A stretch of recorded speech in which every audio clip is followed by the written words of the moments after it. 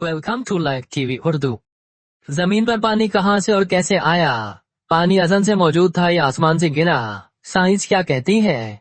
आज हयातियाती साइंस बहुत तरक्की कर चुकी है, लेकिन अब भी इस बारे में तहकीक जारी है कि जमीन पर पानी कैसे आया। हम जानते हैं कि जमीन का 3/4 हिस्सा पानी है और इसका बड़ा हिस्सा समंदरी पानी पर मुश्तमिल है, जबकि सिर्फ 3% हिस्सा साफ पानी पर मुश्तमिल है। इंसानों के लिए 3% हिस्सा ही पीने के काबिल है। दुनिया में पानी अज़ल से मौजूद पानी के बराबर है, लेकिन अज़ल में मौजूद साफ पानी के मुकाबले में आज साफ पानी बहुत कम है। हम सब पानी का इस्तेमाल तो कर रहे हैं, लेकिन बहुत ही कम ऐसे लोग हैं जो साफ पानी बनाने के बारे में सोच रहे हो। मगर कि आज भी हम इसी तरह पानी बना सकते हैं जिस तरह तकरीबन 3 अरब साल पहले पानी जमीन पर वजूद में आया। इस बात का जवाब 100% यकीन के साथ तो नहीं दिया जा सकता, लेकिन पानी कैसे वजूद में आया, इस बारे में साइंसदानों ने 2 नजरिए पेश किए हैं। पहला नजरिया यह है कि कीमे अमल के नतीजे में पानी का जमीन पर वजूद हुआ। इस पहले नजरिए के मुताबिक 3 अरब साल पहले जब जमीन को वजूद में आए हुए तकरीबन 1 अरब साल गुजर चुके थे और जमीन ऐसा ऐसा ठंडी हो रही थी, तो इस पर कीमे अमल के नतीजे में पानी वजूद में आया। याद रहे कि जमीन भी हाइड्रोजन और हीलियम गैस के उसी बादल में वजूद में आई जिससे निजाम शमसी का सूरज और बाकी सैयारे वजूद में आए। माजी में जमीन एक आग के गोले की तरह थी जिसमें मुख्तलिफ मादनियात भी मौजूद थे।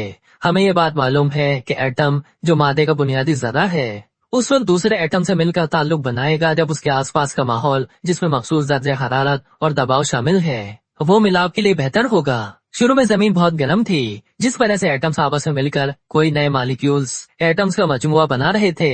लेकिन जैसे जैसे जमीन ठंडी हुई वैसे ही मुख्तलिफ एटम्स मिले और नए मॉलिक्यूल्स पैदा हुए। ये मॉलिक्यूल्स भी एक दूसरे से मिले और मजीद बारीक मॉलिक्यूल्स बने।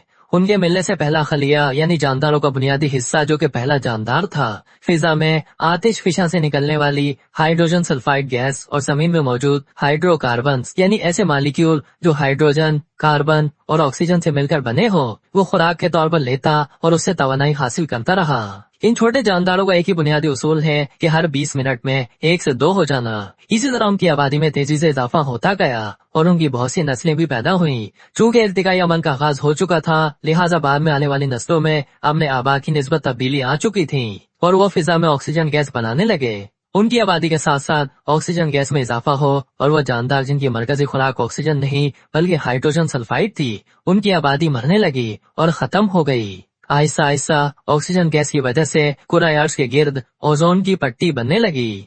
उसके साथ ही ऑक्सीजन मिट्टी में मौजूद दूसरी मादनियात से मिली और इस कीमियाई अमल के नतीजे में पानी का मॉलिक्यूल जिसमें 2 एटम हाइड्रोजन और 1 एटम ऑक्सीजन का होता है वजूद में आया। इस अमल को कीमियाई रिडक्शन कहते हैं। चूंकि हाइड्रोजन और आजाद ऑक्सीजन दोनों की वाफर मिकदार मौजूद थी, लिहाजा पानी भी तेजी से बनने लगा और जमीन पर मौजूद तमाम घड़े पानी से भर गए। सूरज की रोशनी तो पहले से ही मौजूद थी, इसलिए बादल बनने का अमल और बारिशों का सिलसिला भी शुरू हो गया, जिससे जमीन और ठंडी होती चली गई और मुख्तलिफ अक़साम के जानदारों को फलने फूलने का मौका मिला। साइंसदानों के दूसरे नजरिए के मुताबिक पानी की जमीन पर आमद शहाब साकिब के जरिए हुई। 20वीं सदी में साइंसदानों को शहाब साकिब और दुमदार सितारों के बारे में बहुत कुछ नया पता चला। हम जानते हैं कि शहाब साकिब वो पथरीले मादे हैं जो निजाम शमसी के बनने के साथ वजूद में आए, और अगर हम उन्हें सैयारों और सूरज के बनने में बाकी रह जाने वाला कचरा कहें तो ये गलत नहीं होगा। साइंसदानों ने जमीन पर गिरने वाले उन पत्थरों का मुशाहिदा भी किया कि आखिर ये पत्थर बने किस चीज के होते हैं। उनकी जांच से न सिर्फ हमें जमीन और बाकी सैयारों की हालत जार के बारे में बहुत सी मालूमात हासिल हुई, बल्कि ये भी पता चला कि उनमें पानी भी मौजूद है। क्योंकि उस वक्त तक साइंसदानों ने निजाम शमसी में जमीन के अलावा किसी और सैयारे पर पानी नहीं देखा था, लिहाजा इस दरियाफ्त पर वो बहुत हैरान हो गए। साइंसदानों ने तहकीक से यह भी पता लगाया कि जमीन के बनने के फौरन बाद जमीन पर कई सालों तक इन सैयारचों की बारिश होती रही और ऐन मुमकिन है कि ये सैयारचे अपने साथ पानी जमीन पर लाए हों। इस बात का हरगिज़ मतलब ये नहीं कि जमीन पर पानी का वजूद सिर्फ सैयारचों की बारिश से ही हुआ, बल्कि इस पानी का ज्यादा हिस्सा कीमियाई रिडक्शन की वजह से वजूद में आया और कुछ हिस्सा इन सैयारचों की वजह से आया। बहरहाल इन दोनों नजरियों में से किसी एक को भी गलत नहीं कहा जा सकता, क्योंकि दोनों ही दलाइल से साबित है।